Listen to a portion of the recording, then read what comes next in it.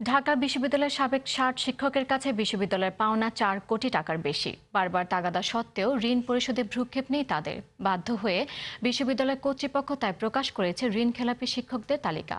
পাওনা আদায়ে প্রয়োজনে আইনি ব্যবস্থা নেওয়ার কথা জানিয়েছেন উপাচার্য। খান আলামিনের রিপোর্ট। ছবি তুলেছেন শামসুজ্জামান শুভ, রুহুল আমিন ও নিহার নন্দী। অপরাজয় বাংলা, জয়ী বাংলাদেশে অন্যায়ের পরাজয়, নৈতিকতার জয়ের প্রতীক ঢাকা বিশ্ববিদ্যালয়ের। অথচ এ বিশ্ববিদ্যালয়েরই ৬০ জন শিক্ষকের বিরুদ্ধে অভিযোগ উঠেছে নৈতিক পরাজয়ের। তাদের কেউ শিক্ষা ছুটি নিয়ে বিদেশ ভ্রমণ করে আর ফেরেননি, তাই চাকরি থেকে পড়েছেন বাদ। আবার কেউ পদত্যাগ করেছেন, বিশ্ববিদ্যালয় ছাড়লেও চুকাননি দেনা পাওনার পাঠ। হিসাবের অঙ্কটা প্রায় ৪,৩৮,৬৭,০০০ টাকা। সবচেয়ে বেশি খেলাপি শিক্ষক তড়িৎ ও ইলেকট্রনিক প্রকৌশল বিভাগের ১০ জন। ৬ জন শিক্ষক রয়েছেন কম্পিউটার বিজ্ঞান ও প্রকৌশল বিভাগের। ইংরেজি ও রসায়ন বিভাগ এবং স্বাস্থ্য ইনস্টিটিউটে রয়েছেন ৪ জন করে। প্রাণ রসায়ন ও অনুপ্রাণ বিজ্ঞান, অ্যাকাউন্টিং অ্যান্ড ইনফরমেশন সিস্টেম এবং ফলিত রসায়ন ও কেমিকৌশল বিভাগের আছেন ৩ জন করে।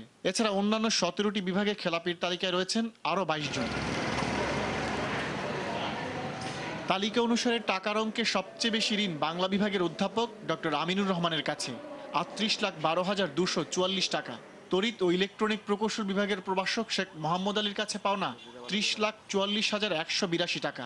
ফলিত রসায়ন ও কেমিকৌশল বিভাগের সহকারী অধ্যাপক আমিনুল ইসলাম মল্লিকের কাছে ১৫,৮৪,২৮৭ টাকা। বারবার চেষ্টা সত্ত্বেও বিশ্ববিদ্যালয়ে পাওনা আদায় না হওয়ায় এবার আইনি ব্যবস্থা নেওয়ার কথা জানালেন উপাচার্য। তাদেরকে চিঠি দেওয়া হয়েছে, তাদের সাথে যোগাযোগের চেষ্টা করা হয়েছে। এখন পত্রিকায় বিজ্ঞপ্তি দিয়ে তাদেরকে জানানো হলো, পরবর্তীতে যদি আমরা তাদের থেকে টাকা পয়সা না পাই তখন আমাদের অর্থ মামলা করা ছাড়া আর কোনো বিকল্প থাকবে না।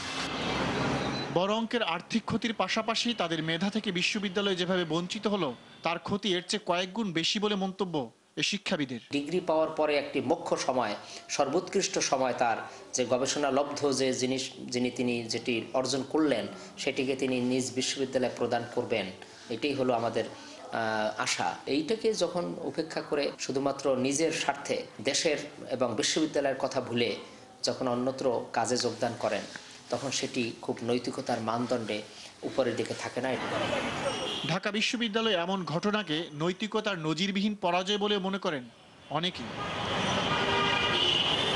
শিক্ষা জাতির মেরুদণ্ড, এই প্রবাদটি যদি সত্য হয় তাহলে শিক্ষকরা সেই মেরুদণ্ড সোজা রাখার কারিগর। শিক্ষক সমাজের মাঝে যারা ঋণখেলাপির মতো এমন নৈতিকতা বিরোধী কাজে নিজেদের নাম জড়িয়ে ফেলেন তাদের কাছ থেকে আর যাই হোক জাতির মেরুদণ্ড সোজা রাখার দীক্ষা আশা করাটা অস্বাভাবিক। খান আলামিন, RTV, ঢাকা।